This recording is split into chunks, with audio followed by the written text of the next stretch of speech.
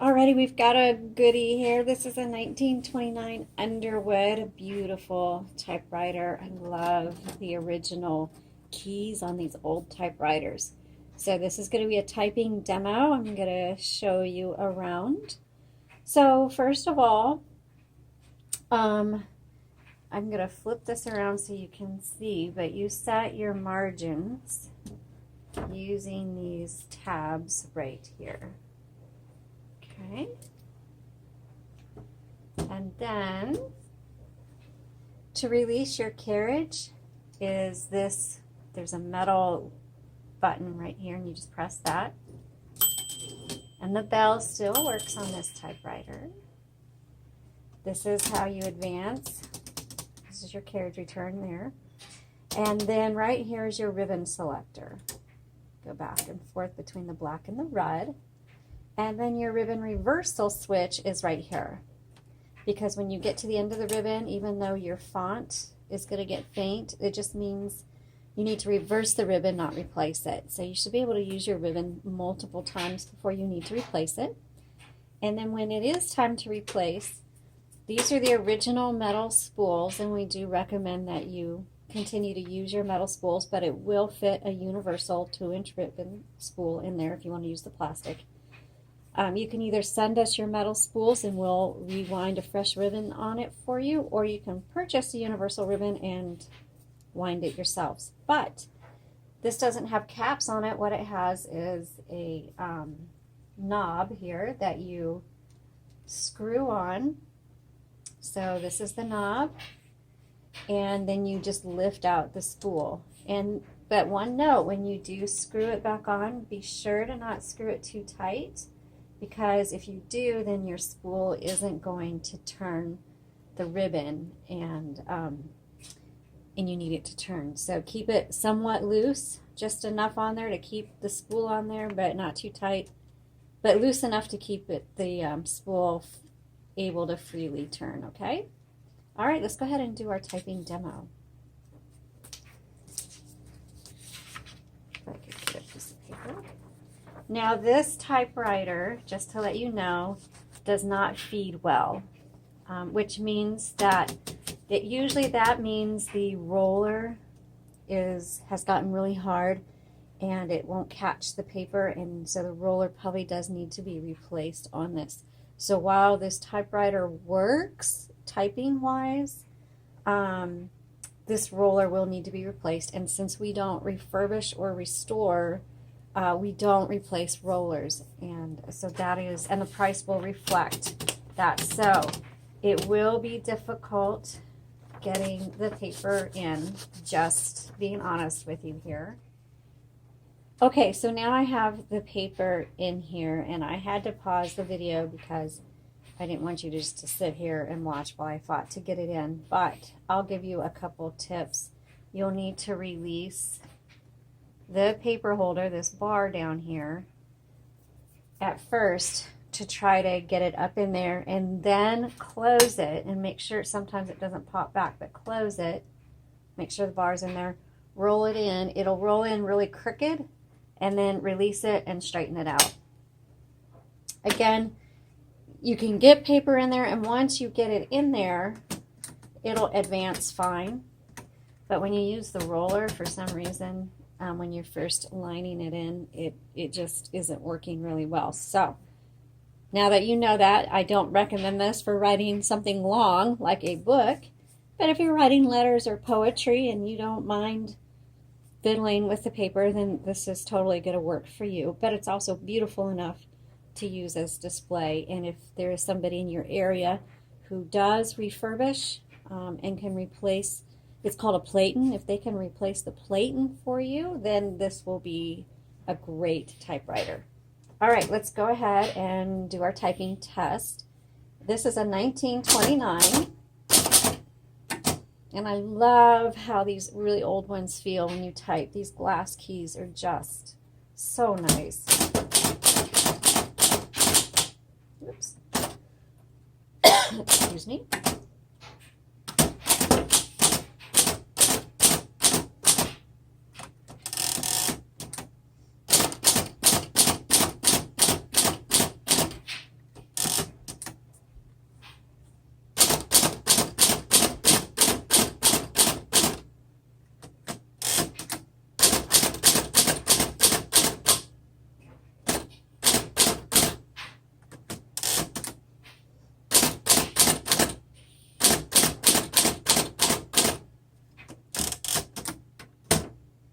It's sliding on my table, so I'm having to hold it. I have a very slippery table. And it's a very lightweight typewriter. The heavier typewriters can kind of hold themselves down on this slippery surface.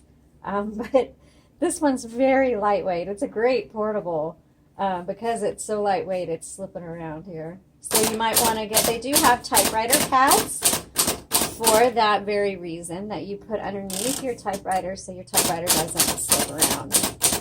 That's something we are not carrying right now. We're looking into it. But if you go to Etsy, I believe there are people who make them, or if you just search for typewriter pads, I think you're able to find them.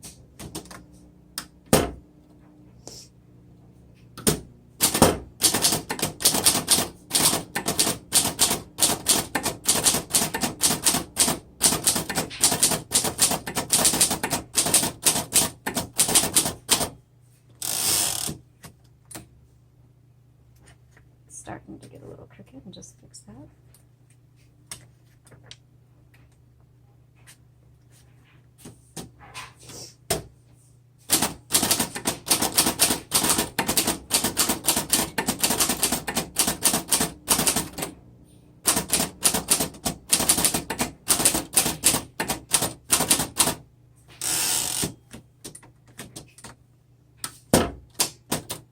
Oops, I don't want to do that, sorry.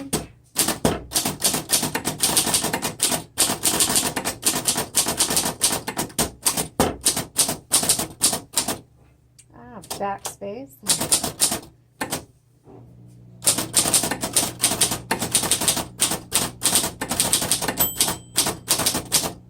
Cute little bell.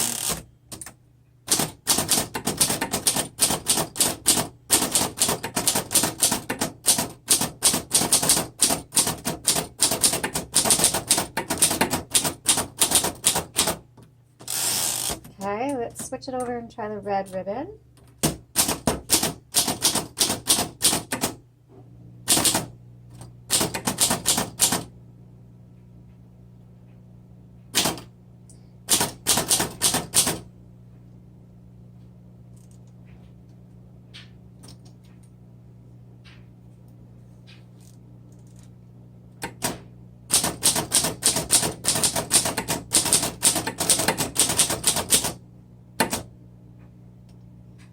Okay, so like I mentioned before about the caps, this cap is on too tight, and so the spool is not turning very well.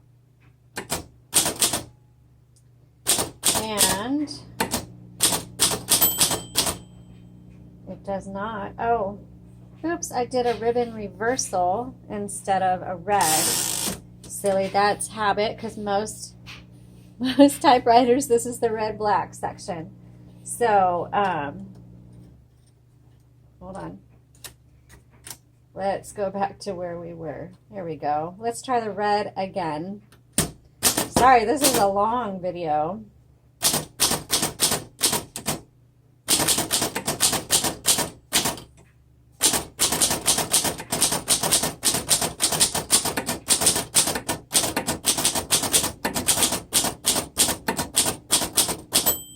Okay, so one, make sure you know the difference between the red and the black switch up here and the ribbon reversal.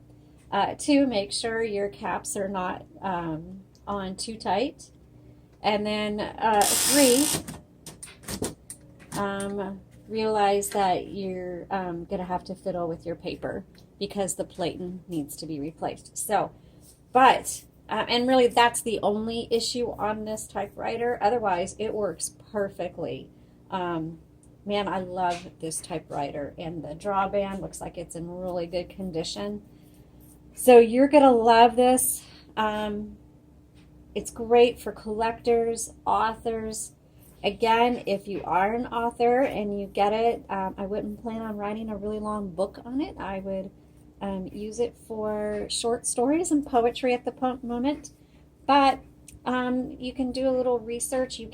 There are some people who replace platens, and you can do a little research on Facebook and on Googling to find somebody who hopefully will be near you. I know California has several, and there's some in the East Coast for sure, and then there's some in New Mexico and Arizona.